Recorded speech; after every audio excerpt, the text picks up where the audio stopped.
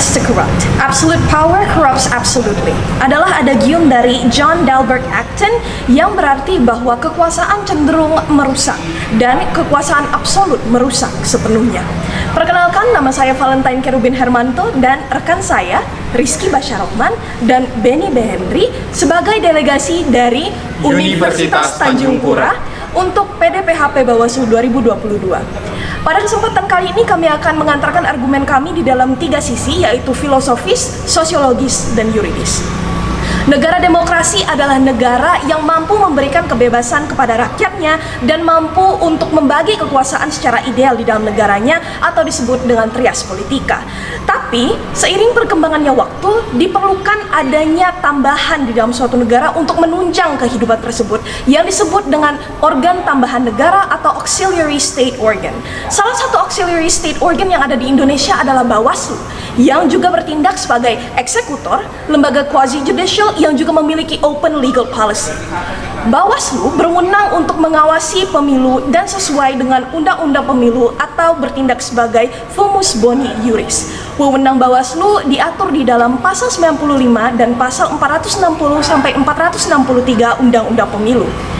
Di sana, wewenang Bawaslu diatur secara tegas dan lugas mengenai subjek dan objek wewenang Bawaslu dan dibedakan daripada lembaga-lembaga lain yang terkait di dalam pemilu. Wewenang Bawaslu terkait dalam ranah pelanggaran administratif TSM, sengketa proses pemilu, dan diberikan waktu 14 hari semenjak temuan ataupun pelanggaran tersebut terjadi.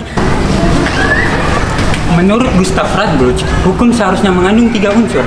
Salah satunya yaitu asas kepastian hukum. Pelanggaran pemilu terkait rekapitulasi hasil perolehan suara sebagaimana dimaksud di dalam pasal 399 ayat 1, Bawaslu wajib menyelesaikan kasus dalam waktu 14 hari. Namun dalam praktiknya, kewenangan Bawaslu bertentangan dengan kewenangan Mahkamah Konstitusi.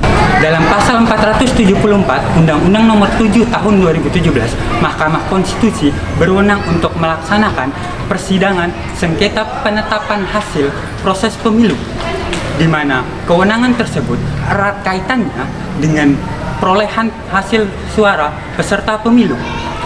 Kewenangan yang sama itu membuka peluang terjadinya konflik dan tumpang tindih peraturan sehingga terciptanya ketidakpastian hukum di antara lembaga yang berwenang tersebut. Dalam Undang-Undang Nomor 7 Tahun 2017 tentang Pemilu telah melakukan pembagian kekuasaan secara jelas dalam penyelesaian perkara baik pada proses maupun pasca penetapan hasil pemilu.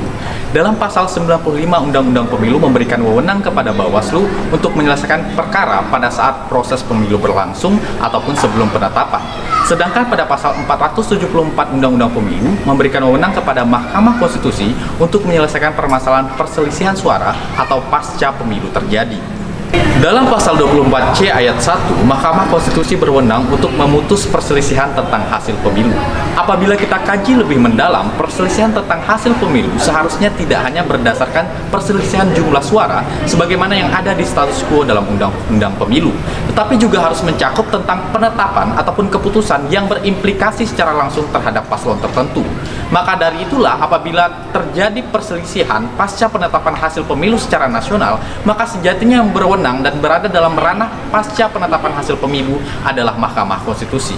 Atas dasar itulah Dewan Juri yang terhormat, kami setuju untuk mendukung bahwa Bawaslu tidak berwenang untuk mengadili pada saat pasca penetapan hasil pemilu, karena pada saat pasca penetapan hasil pemilu yang berwenang adalah Mahkamah Konstitusi.